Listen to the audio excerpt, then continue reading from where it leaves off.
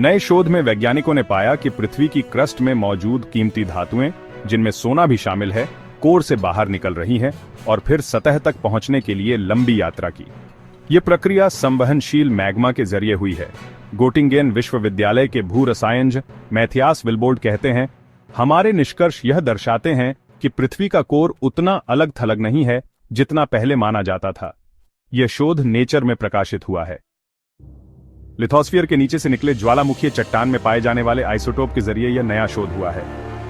Germany के Göttingen विश्वविद्यालय के भू रसायनज्ञ निल्स मेस्लिंग कहते हैं, जब पहले परिणाम आए तो हमें एहसास हुआ कि हमने सचमुच सोना पा लिया है। हमारे डेटा ने पुष्टि की है कि कोर से सामग्री, जिसमें सोना और अन्य कीमती धातुएं शामिल हैं, पृथ्वी के मेंटल में रिस रही हैं।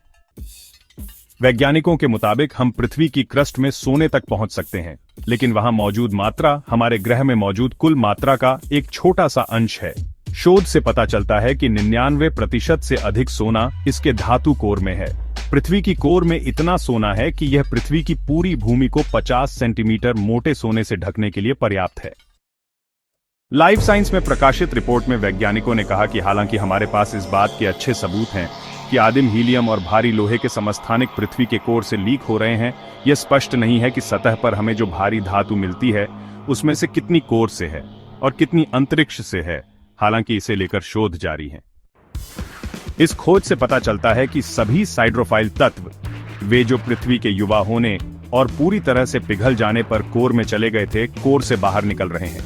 इसमें रूथेनियम, पैलेडियम, रोडियम, प्लैटिनम और सोना जैसे तत्व भी शामिल हैं। पर हम इसे प्राप्त करने के लिए 2900 किलोमीटर यानी 1800 मील नीचे खुदाई नहीं कर सकते हैं, बल्कि यह खोज हमें अपने ग्रह और शायद अन्य चट्टानी ग्रहों के बारे में भी कुछ नया बताती है।